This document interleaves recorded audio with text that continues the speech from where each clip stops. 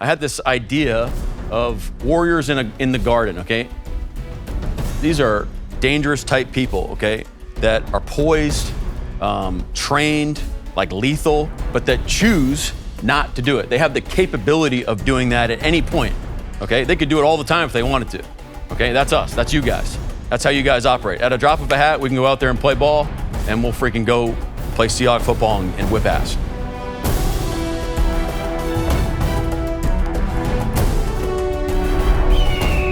And with that, we welcome you to yet another edition of the Hard Knocks podcast. Thank you for joining us, friends, after episode 2, training camp with the Seattle Seahawks. Hard Knocks in Renton, Washington, and in downtown Seattle. My name is Andrew Siciliano. Coming up shortly, we'll talk to Michael Robinson, my friend, my former co-worker at both NFL Network and NBC, and more importantly, Super Bowl champion with your Seattle Seahawks. Although he was a fullback, he carried the ball, he blocked for Marshawn Lynch, who we see in this episode as a Madden ratings adjuster as the Seahawks go to Lumen Field. Let's get this out of the way real quick.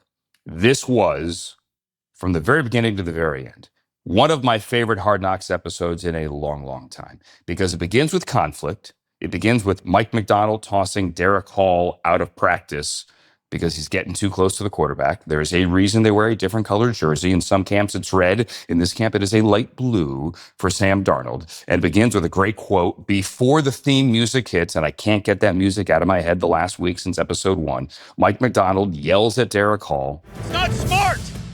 So you can bitch all you want, but it turns out I'm running the fucking practice. I love that. And then it ends with a legitimate news-making item and a question about this team's culture as they try to repeat.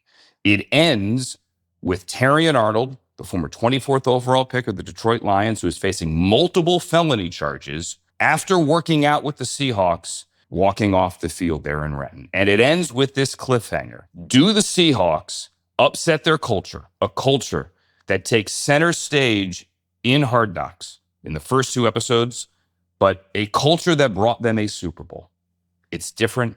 They love each other. Every team loves each other. But this team, as we get all this access behind the scenes, is seemingly wired different. It all goes back to their head coach. Does this team take a risk? And does this team upset what they have and bring in a guy who his former teammate Jalen Milroe, the third-string quarterback, second-year guy, vouches for? John Schneider says that. They were teammates at Alabama. Do they do that? Or do they stay status quo and say, depth might be an issue at corner, but we're going to go find help elsewhere? Or do they bring in Terrion Arnold, who has worked out with other teams, the Saints, the Texans? He was cut by the Lions in June. They said, we don't care that we have an 8-figure contract with you. You've underperformed these first 2 years. He's certainly talented, but these felony charges, I know you plead innocence, and they are allegations. He is innocent until proven guilty, but we're done. We're moving on. Do we bring this guy in? We're going to have to find out by the time we get the next episode. We probably have a decision. But let's get to that news first, because in episode 1, you see news with Devin Witherspoon. You hear news. First time that Witherspoon, as he awaits a new contract, he's going to get paid, actually speaks on camera about his contract in camp. He's driving in the car. They do the ride-along. He's talking to the camera in the passenger seat, and he says, hey, other than the quarterback, other than Sam Darnold, a cover corner like me, a shutdown corner like me, is the most important guy on the team, on the roster, on the field. Like, I should get paid. Okay, cool. That was some news. But this is a bit different because we see John Schneider behind the scenes already workshop how, if they do sign Terrion Arnold, they will frame this publicly. We have 90 players here right now. We're always kind of looking for what's next. How do we get ready for, a corner that's not here yet? Like guys that we're going to need at a certain point. You want to be strong and as healthy as possible in December, January. It will be controversial if they sign him. You're bringing in a player with multiple felonies hanging over his head, allegations. But will there be columns written? Will there be sports radio talk saying, why do you want to bring in this guy? Absolutely. Will there be hot take shows on ESPN and NFL Network and any other network you're watching and podcasts saying, why would you do this? Yes. So you see John Schneider already workshopping how we spin this. You also see before that Arden Durde their defensive coordinator, who, by the way, you didn't mishear that accent. He is British, asking Mike Macdonald on the field, hey, what's up with that guy in Detroit? John is doing his spy stuff. I want to pull the curtain back on that a little bit. What do you mean spy stuff? He's not a spy. But every NFL team has on its staff former law enforcement, former investigators. Some teams have brought in former Secret Service agents, former FBI agents. They all have local law enforcement contacts. Most of them have local law enforcement on staff, moonlighting, or former local law enforcement who have gone to the team side. It's not their job to babysit. It's not their job to clean up messes, although candidly, sometimes they do. But part of their job is investigation, research, background checks.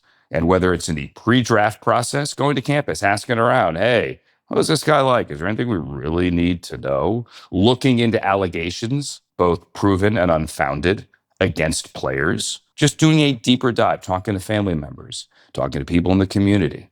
So when Arden Durde says he's doing his spy stuff, John Schneider, it's not a negative. That's what teams have to do, because there will be public outcry. And this is your headline from this episode. Your Seahawks beat writers all be writing about this on Wednesday morning. This is your headline here. Actual film of the workout, and the episode ends with a cliffhanger. Do the Seahawks sign Terrion Arnold? It's why Hard Knocks is great, because you're not going to get this access anywhere else. There's no media in there for that workout.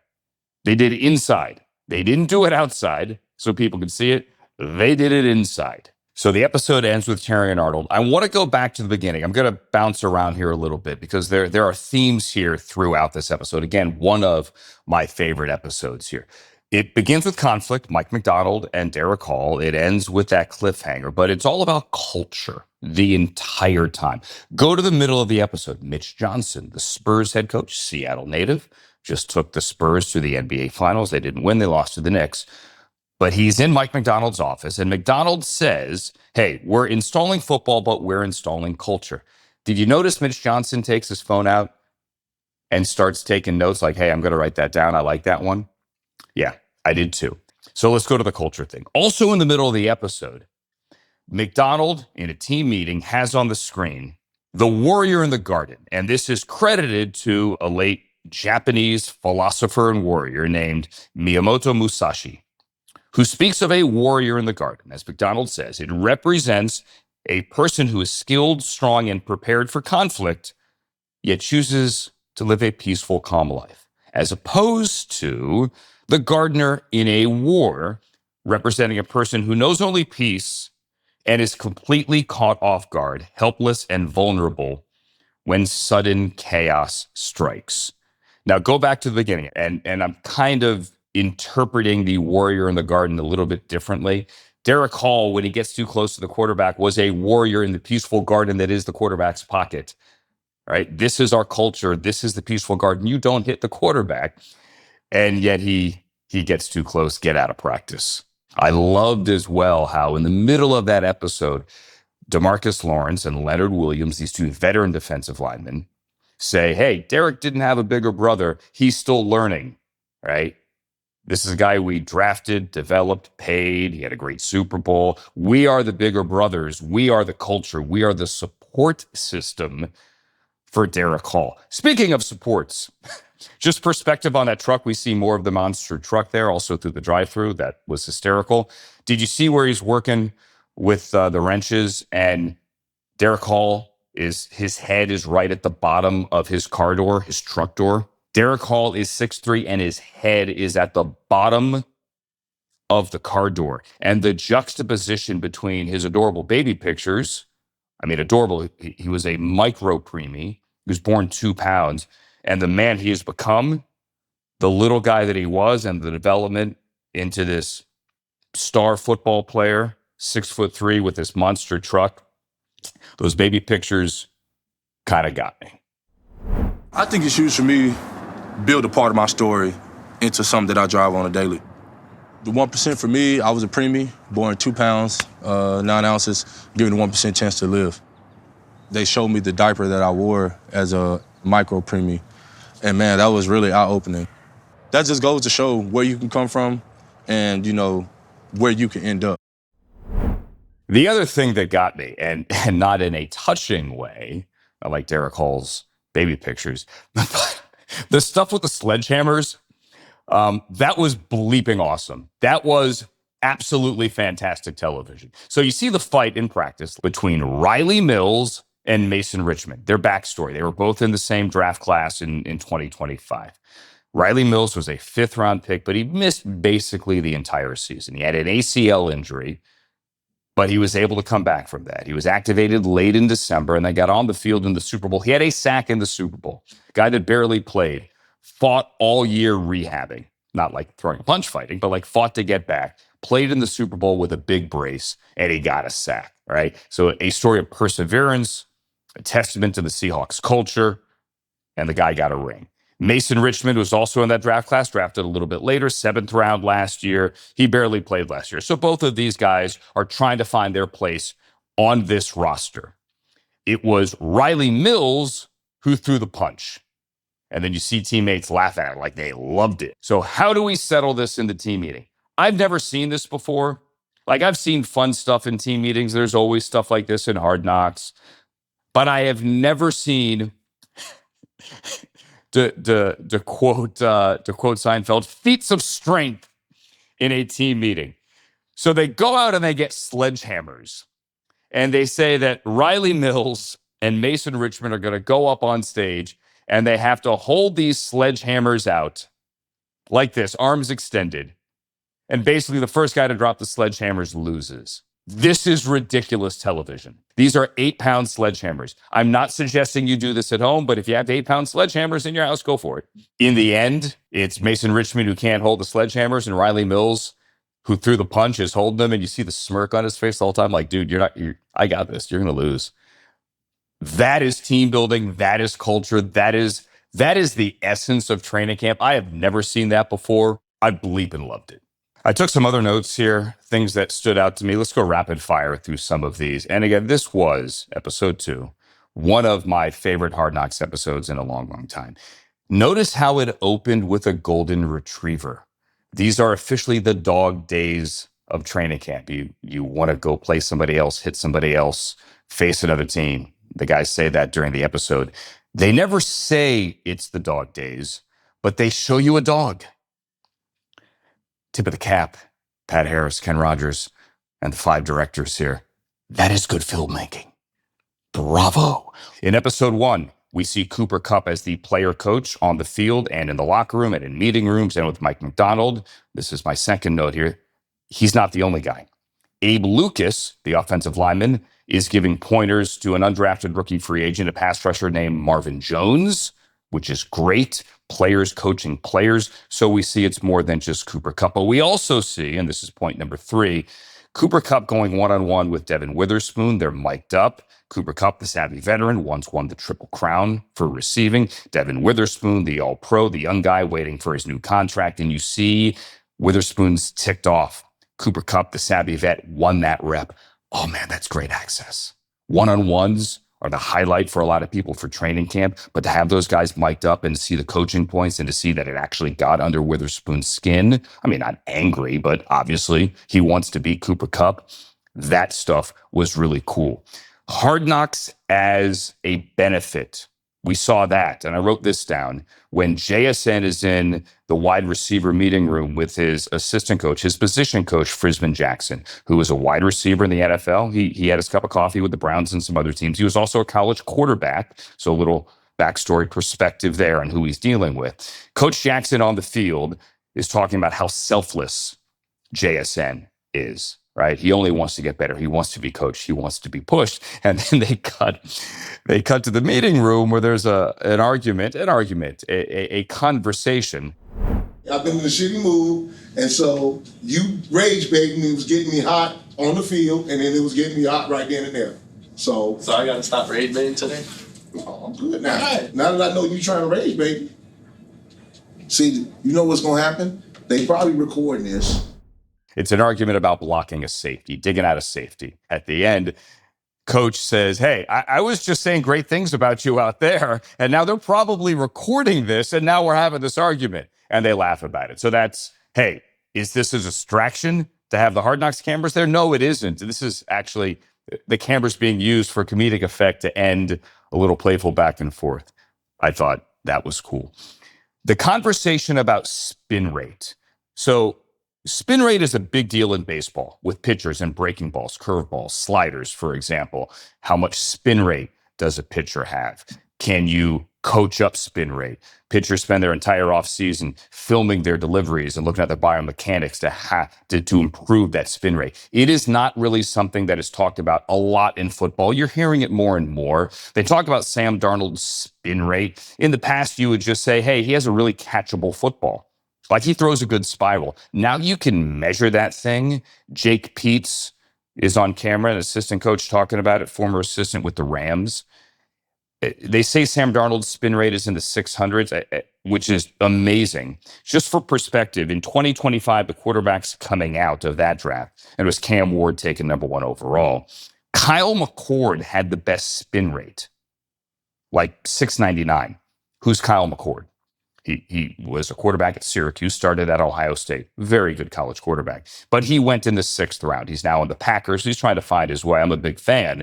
But spin rate isn't everything. But it is something here for Sam Darnold, and Cooper Kupp and his guys are certainly appreciative. And then finally, Leonard Williams. You see his gardening. You hear his wife, Haley, talk about almost wanting to retire when they were on the East Coast.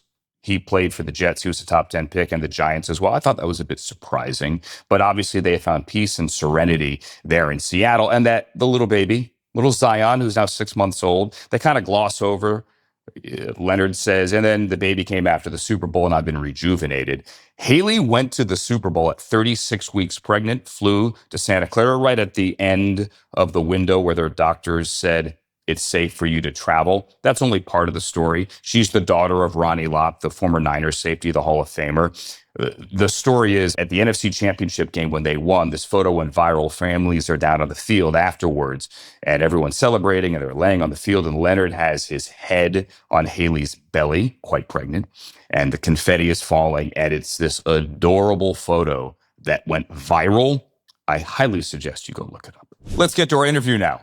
As promised, a good friend and a guy that can give a lot of insight on what it takes to repeat and what this Seahawks culture truly is like behind the scenes.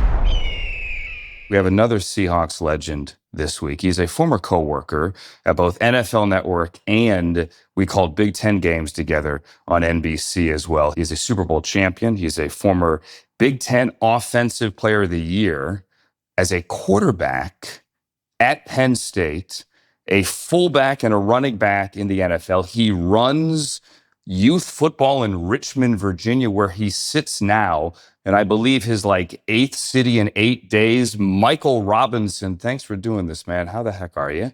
I'm doing great, Andrew. What's going on, man? Always good to see your face. In this episode, we see at Lumen Field on Saturday, Fan Fest, a 13th practice. So now 2 full weeks in. At this point, how badly do these guys want to hit somebody else? How, we saw a fight in episode 1, obviously that happens, but you so badly want something other than the day-to-day drudgery of camp. It's the monotony of camp, man. You just get tired of hitting.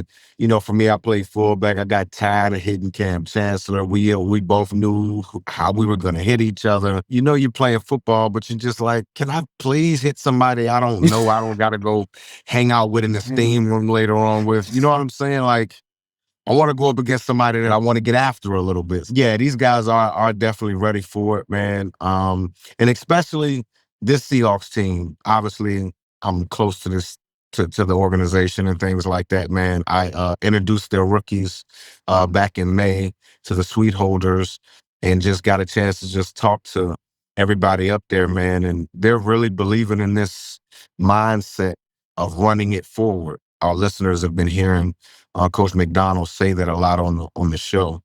That's something they really believe, run it forward. And I couldn't really believe it after we won the first Super Bowl. I remember during the Super Bowl parade, I'm talking to Richard Sherman and Earl Thomas and those guys, and they're talking about winning another one, and I'm still sore from the game. And I'm like, what?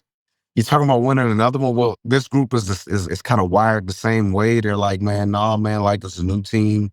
We got to kind of reinvent ourselves and go out there and go win a championship. Let's build on that, because with Sherm last week, we were talking about it. But there is also, I think, this attitude, and we see this with Mike McDonald here the first couple of episodes, that you have to adapt to survive.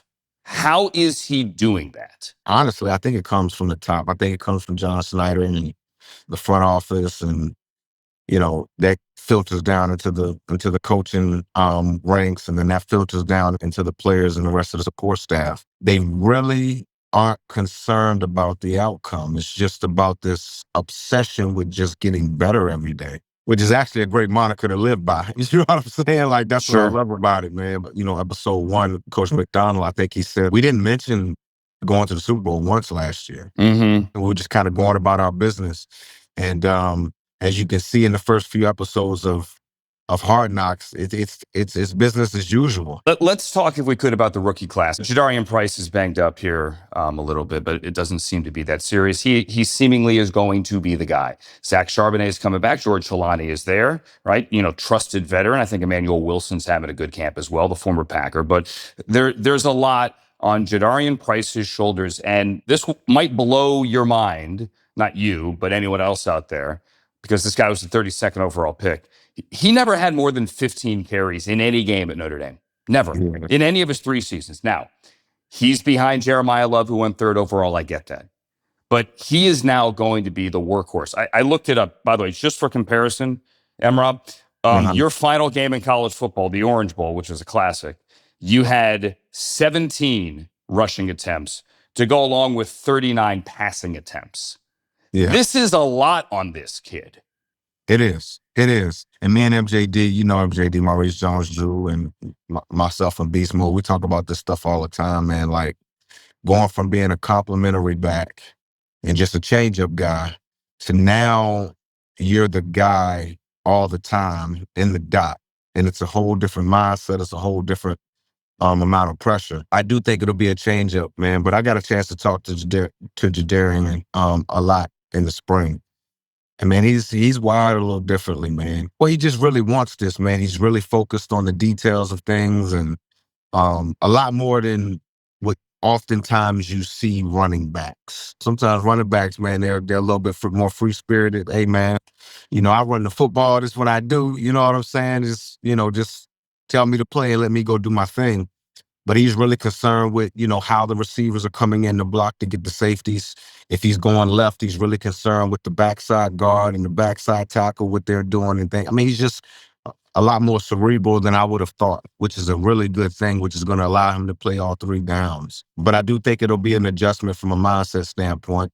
I do think George Chilani is the piece in this whole puzzle that nobody's talking about. He's a really solid running back. And they trust him a lot. Sam trusts him a lot. And they don't have any issues with putting him in there in critical situations and having to block blitzes or carry the football. So I think George Chilani is going to be a big help, especially while Zach Charbonnet is still coming back. But if Zach can come back and they can get that 1-2 punch to just take some of the hits off Jadarian, this kid has like elite speed.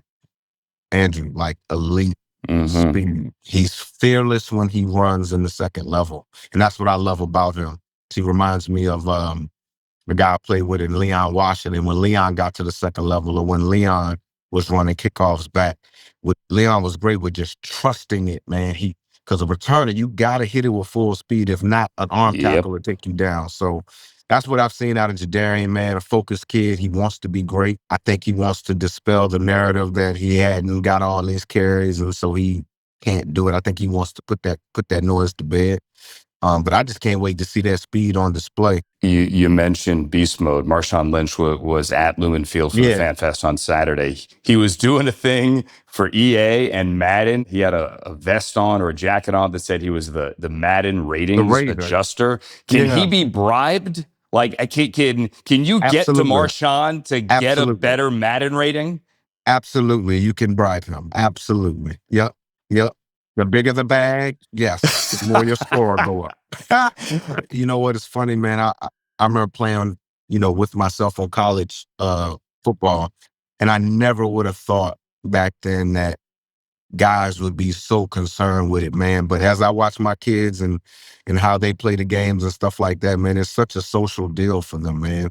That's how they congregate now. They don't go outside and play, or they don't get together and go hang out at the barbershop or anything. They get on the game, and so it's pretty cool to see. Training camp is also for building a team, for friendship. It's also for fights.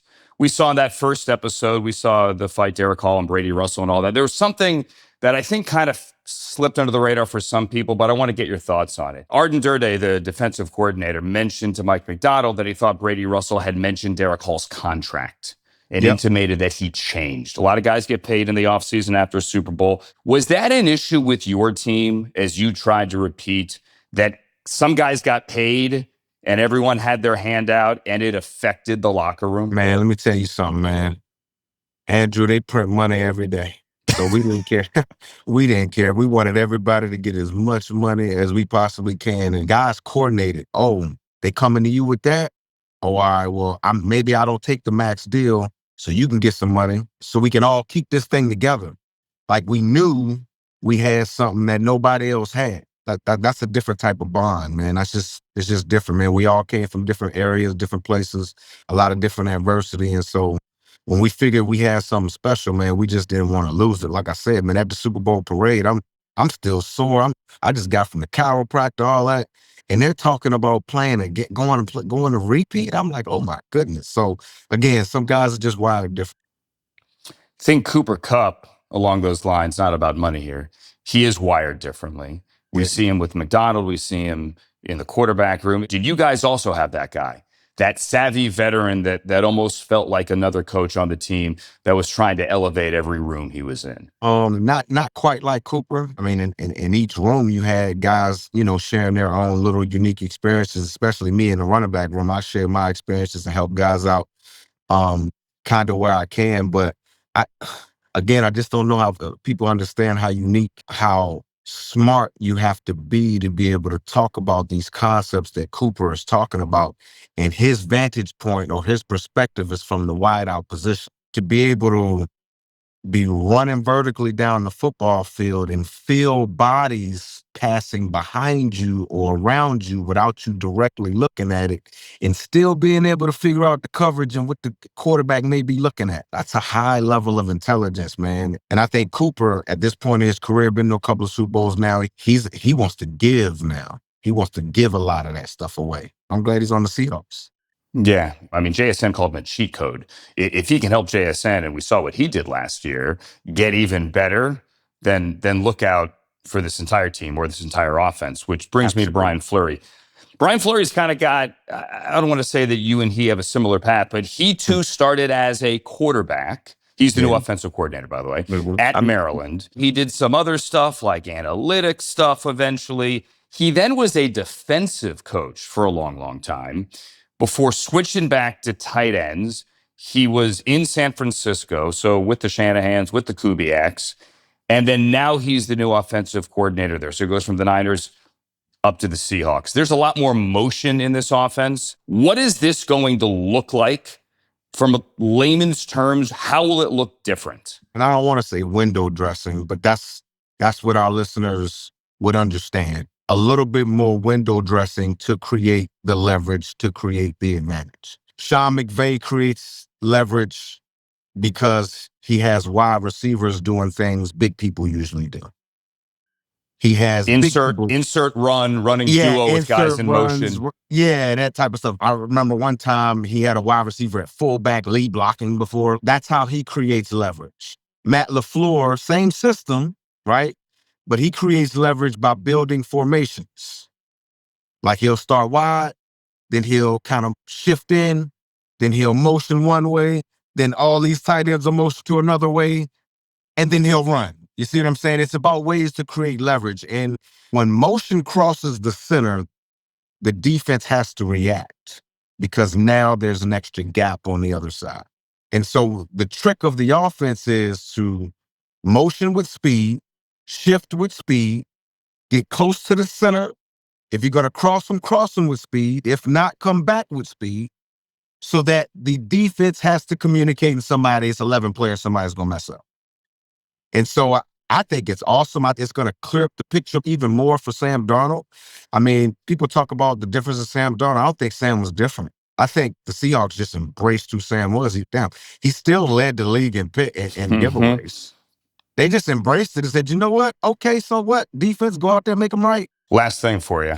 We see everything that is the beauty of Renton and the beauty of downtown Seattle and Lumen Field and the 12s and the atmosphere and everything that makes really the Pacific Northwest great and this franchise great. What is it that you want to see on Hard Knocks? Is there a storyline? Is there a player who's a character that you think needs a bigger stage here for a national audience? What do you want? There's people everywhere. I tell you one thing, Eric Kennedy, the equipment manager, he's been there for forever. He's been there through multiple coaches, it doesn't matter. EK don't go nowhere. Because he's been there so long, we always have a familiar face. He's always there to kind of fill us in on what's going on and things like that. I love EK, and it's more because he loves so hard. There were times where I would get stingers and stuff like that, and he would hide my shoulder pads and stuff from me. You know what I mean? Looking out for me. Protect you from you. Protect me from me. Sam Ramsden. Sam was on the 2 episodes ago when he was leading that meeting when they were talking about Nicky Manwari and all that. Sam's a performance guy. He was the lead trainer when I was there. Sam then got elevated, you know what I'm saying? But Sam cares so much. All he does all day is think of ways to get those players better. He calls me from time to time. Hey, Mike, remember that neck thing you used to wear back in 2011? And I'm like, yeah. Sam, where are you going with this? Man, well, such and such got us this and that. We need to help him. I'm like, Sam, how are you doing, man? Like that. He cares, man. Those are the people why you go out there and win. Those are the people why you go out there and when those rings I saw in the ring ceremony and ring one, when those rings came falling out the sky, that's what you love. That was over the top. That was awesome. That was different. Man, you crazy. That was awesome. That was I didn't awesome. say it was bad. Yeah, man. And then Darnold dropped his. So ours was, we wondered why we had assigned seats. We're like, why the hell we got assigned seats? And so I'm sitting next to Beast Mode and we're all just hanging out. And there's these boxes on the table. Beast Mode's bored and he knocks a box over. A ring rolls out. We're like, oh, they're good rings. Yeah. Totally ruined the surprise, but it was all good.